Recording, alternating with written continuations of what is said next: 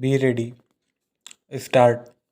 Sir, the Essential Commodities Act was passed 5 years ago, and when the minister yesterday came with an amending bill, we expected that he would give us a brief report on the working of this measure for the last few years, but unfortunately, we are kept in the dark in regard to the exact working of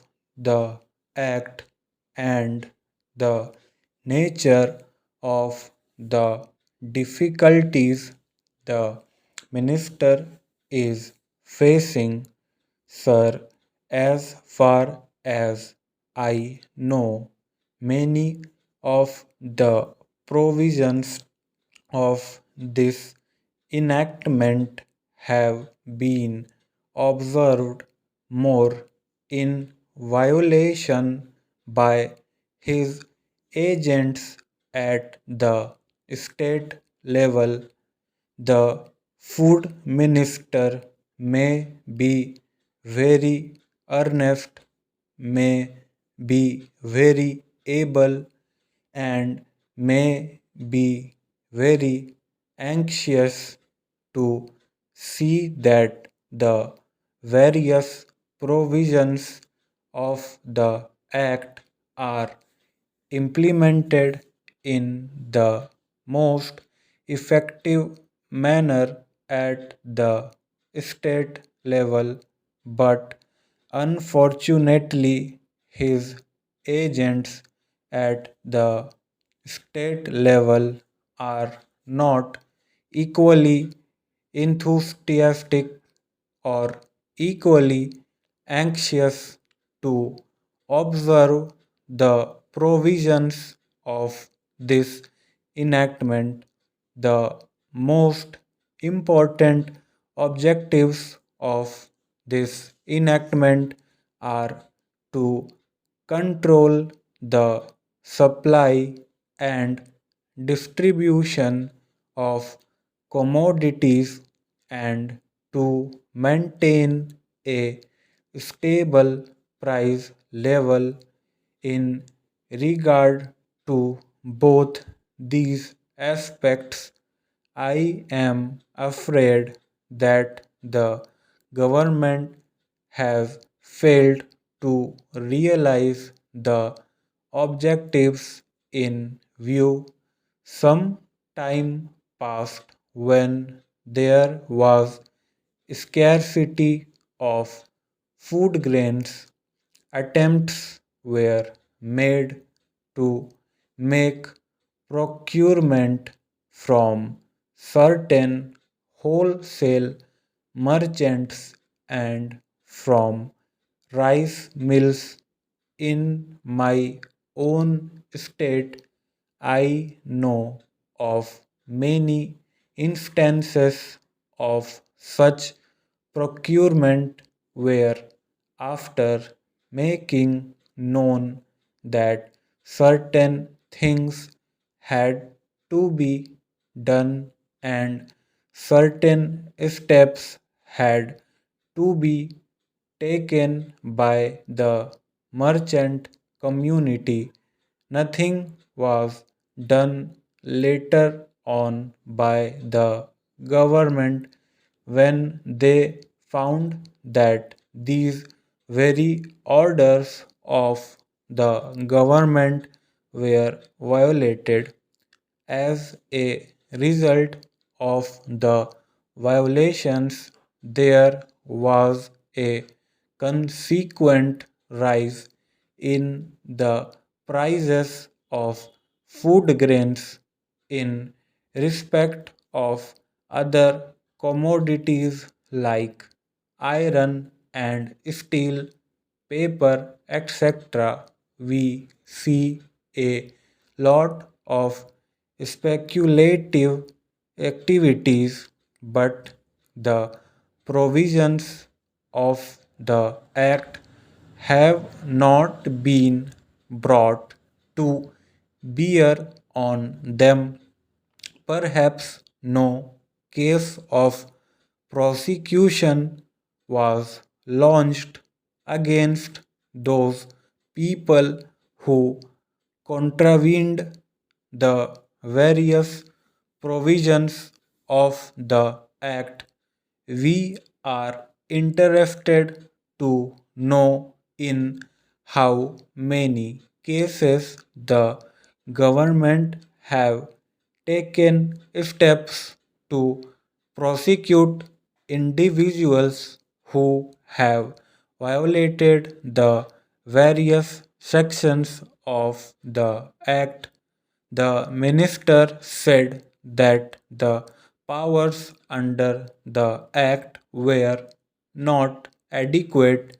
We sympathize with the food minister, but I want to know what action has been taken in this regard by the various state governments in regard to the amending provision. I want to know from the minister what would be his difficulty even if minor offences are taken to courts of law.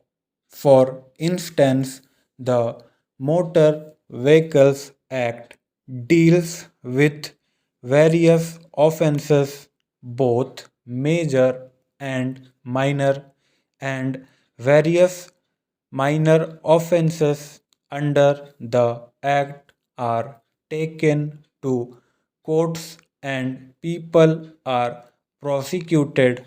What is the difficulty in taking these cases of a minor nature to courts of law? There, the people will have some safety that they will get a hearing, and if the offenses are really offenses, then they would be prosecuted, otherwise, they will be acquitted.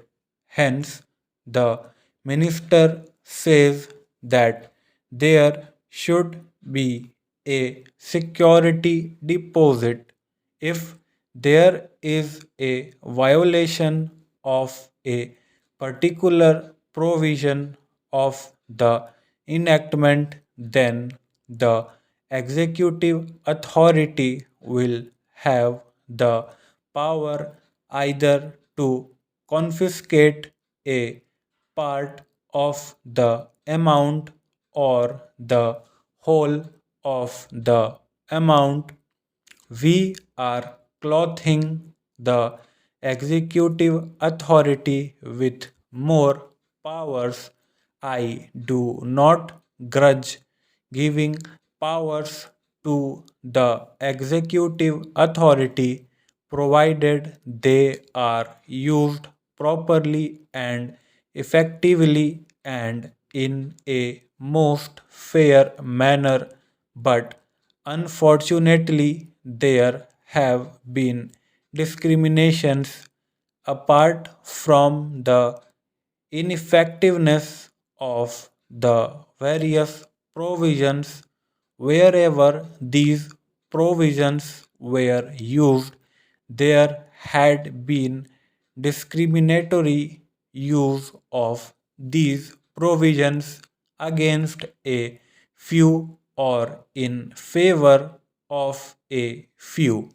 Normally, when officers are clothed with more powers, there is large scope for corruption, I feel that it would be desirable to avoid such malpractices, and it would be desirable, I think, that even for minor offenses, the parties should have a chance to defend their actions.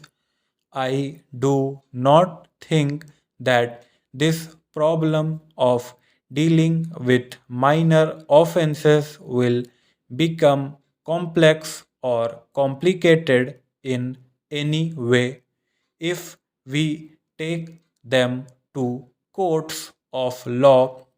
I want a reply from the minister in what way he is suffering from a handicap in dealing with minor offenses or offenses of a technical nature. The honorable member made the point that even if this thing was acceptable to the House, he did not know what amount would be demanded as security, so the minister should tell us what amount is normally expected from a license in all cases and what the offenses are which are of a technical or minor nature which he has in view. We are not told which are major offenses and which are minor offenses. Clarifications on these points are necessary. I wish that the act which came into effect long ago was implemented properly. I know that the minister here is very earnest in implementing it, but his colleagues at the state level and at the central level are disappointing him. Stop.